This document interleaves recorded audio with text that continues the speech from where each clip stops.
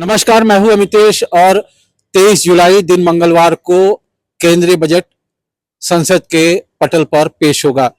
इससे पहले मार्च में सरकार की ओर से अंतरिम बजट पेश किया जा चुका है। यह तीसरी दफा होगा जब केंद्रीय वित्त मंत्री निर्मला सीतारमण केंद्रीय बजट संसद में पेश करेंगी। आम आदमी की क्या उम्मीदें हैं इस बजट से? आम आदमी टैक्सेशन को लेकर के क्या उम्मीदें रखते हैं केंद्रीय वित्त मंत्री के बजट से, ये जानने के लिए आज हम गाजीपुर के कुछ लोगों से बातचीत करेंगे। सर, अपना परिचय बताएं। मेरा नाम सूर्यवीर सिंह जी। पेशे से क्या करते हैं सर? मैं पत्रकार हूँ। अच्छा, तो सर कल यानी कि दिन मंगलवार 23 जुलाई को पेश होना है यूनियन बजट। एक आम आदमी के तौर पर इस बजट से आप क्या उम्मीदें रखते हैं कि ताकि आपका जो घरेलू बजट है वो और बेहतर हो और वो डिस्टर्ब ना? हम तो यही चाहेंगे कि बजट में टैक्स पे छूट रहे और आम जनता पर टैक्स का भार न पड़े, महंगाई न बढ़ने पाए, और वो मेडिकल पर भी छूट रहे और शिक्षा पर भी, जीएसटी हो या अन्य चीजें जो हैं वो उसमें छूट होनी चाहिए, जिससे कि सुविधा अनुसार हर आदमी अपना काम कर सके। अभी की जो टैक्सेशन है केंद्र सरकार की, उसमें कुछ आप अगर पूछें, बहुत स्पेसिफिक पूछें, तो आप किस तरह के बदलाव की उम्मीद करते हैं कि कल जब यूनियन बजट पेश किया जाएगा तो उसमें? हम ये चाहेंगे कि जीएसटी जो है इसको कम करना चाहिए, क्योंकि जीएसटी ही हर जगह अधिक से अधिक लग जाती है। कहीं 12% है, कहीं 18% है। उससे सामान जो है आम आदमी जो खरीदता है उस पर अधिक भार पड़ता है।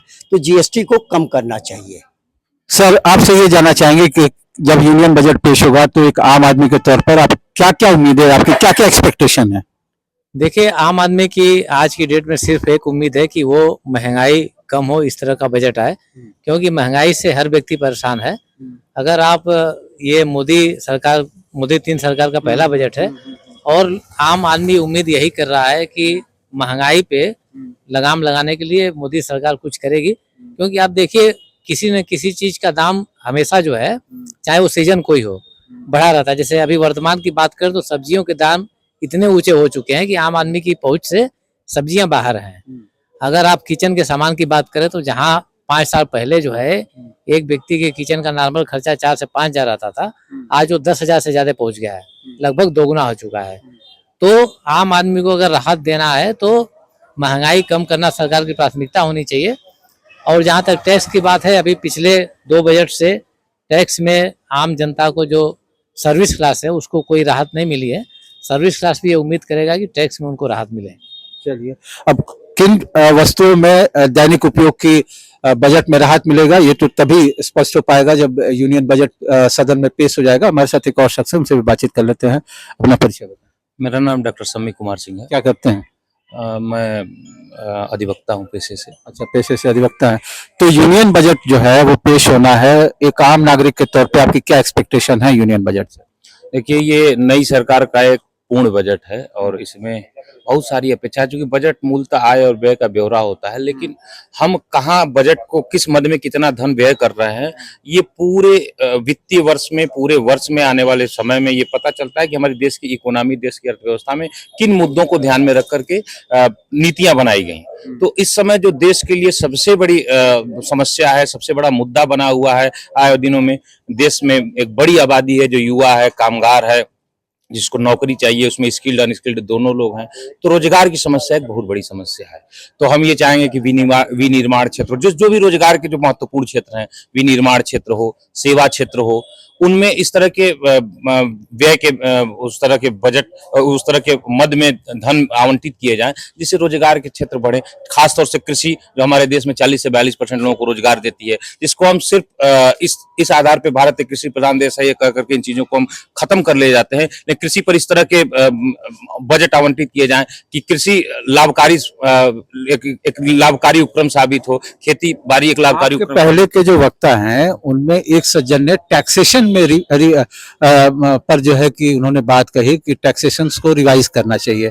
दूसरे शख्स ने कहा कि महंगाई पर काबू करने की कोशिश करनी चाहिए। इस पर आपके क्या ख्याल है? दोनों देखिए, दो तरह के टैक्स होते हैं, डायरेक्ट टैक्स, इनडायरेक्ट टैक्स। तो डायरेक्ट टैक्स में जैसे इनकम टैक्स वगैरह हो गया, तो उसमें निश्चित तौर पर एक कामगार व्यक्ति अपने आय का जो भी टैक्स देता है उसको थोड़ा और समराइज करना चाहिए, क्योंकि अभी हमारे देश में जो महंगाई बढ़ी है, हम बचत कम कर पा रहे हैं, हम जितना कमा रहे हैं उससे ज्यादा हम व्यय कर ले रहे हैं, तो उसको पहले इनकम टैक्स में। और दूसरी चीज जो इनडायरेक्ट टैक्स है, जैसे जीएसटी के नाम पर जो टैक्स लिए जाते हैं, और भी तमाम ड्यूटीज जीएसटी के अलावा भी ली गई है, जैसे पेट्रोल पे है अलग अलग तरह के कर हैं, वाइन पे है अलग तरह का कर है, बहुत ऐसी चीजें हैं जो जीवनोपयोगी वस्तुएं हैं, दवाएं हैं जिसपे अलग तरह की कुछ चीजें जो उसके कंपोनेंट्स में हैं। तो उनमें जो इनडायरेक्ट टैक्सेज हैं उनको भी सही तरीके से समराइज किया जाए, और डायरेक्ट टैक्स मतलब इनकम टैक्स को भी सही तरीके से, क्योंकि अभी हमारे पास बचत बहुत, तमाम जो वित्तीय विश्लेषक हैं वो ये बात को मान रहे हैं कि हमारे देश में महंगाई की दर 9.5% हो गई, 4%, 4.5% एक अमूमन महंगाई की दर मानी जाती है। लेकिन अगर महंगाई को देखें तो 9.6, 9.7 पे चली आई,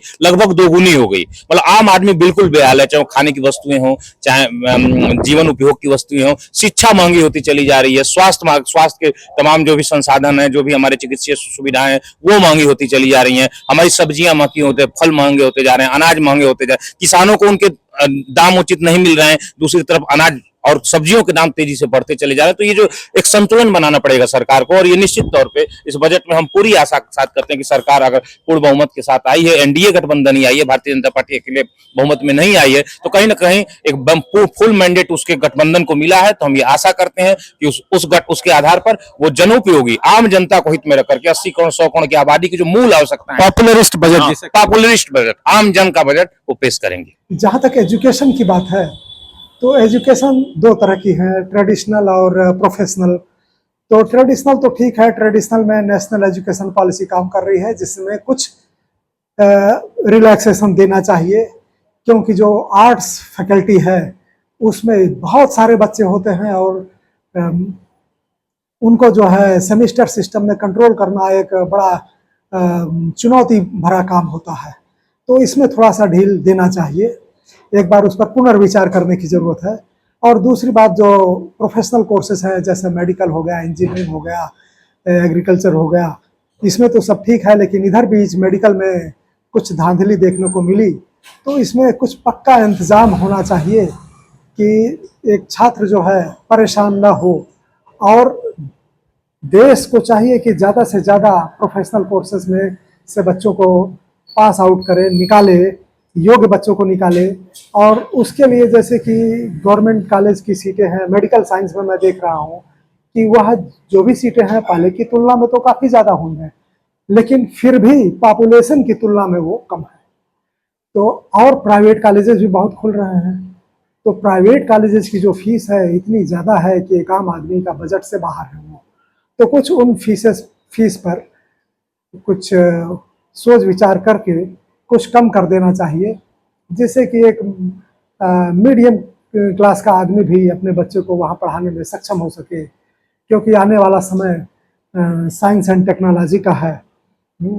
और अगर बच्चा मेडिकल या इंजीनियरिंग की सर्विसेज में जाता है तो संभवतः हमारे देश को ज़्यादा आगे ले जा पाने में सक्षम होगा। सरकार जो गवर्नमेंट सेक्टर में उच्च शिक्षा संस्थान हैं उनके लिए कुछ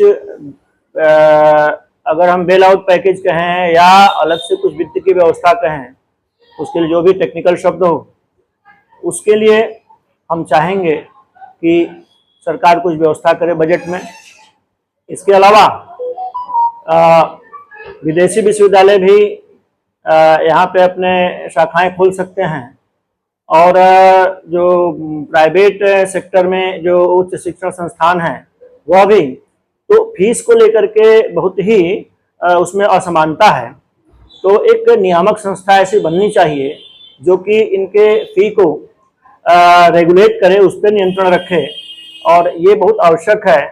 और कहीं न कहीं किसी भी रूप में जो गवर्नमेंट सेक्टर के राजकीय और जो एडेड कॉलेजेज हैं या विश्वविद्यालय हैं वहाँ वो उनका मुकाबला कर सकें। ये जो यहाँ पे सुविधाएं हैं उन सुविधाओं के लिए कुछ अलग से जो है बजट की व्यवस्था हो। साथ ही साथ चूंकि हम उच्च शिक्षा में एक प्राध्यापक हैं, तो यहाँ पे पेंशन संबंधी भी चिंताएं हम लोगों की भी हैं। तो उसमें बेहतर होता कि ओपीएस यदि फिर से बहाल हो पाता, या अगर न भी हो तो कम से कम एक निश्चित पेंशन की व्यवस्था कुछ इस ढंग से होती जो कि आकर्षक हो, अच्छा हो, जिसे स्वीकार किया जा सके। और साथ ही साथ जो इनकम टैक्स का स्लैब है वह भी थोड़ा बढ़ना चाहिए और उसमें भी कुछ सुधार की गुंजाइश है होनी चाहिए। तो हमारी तो जो एक्सपेक्टेशन है बजट से वो इसी तरह की हैं। इन सारी चीज़ों में कुछ न कुछ बजट में व्यवस्था होनी चाहिए। ये थे गाजीपुर के कुछ आम लोग, अलग अलग पेशे से जुड़े हुए लोग जिनसे हमने बातचीत की। अब इनकी उम्मीदों पर ये बजट कितना खरा उतरेगा ये तो तभी पता चलेगा जब बजट संसद की सदन में पेश होगा। Amitesh Kumar Singh, NBT online, Ghazipur.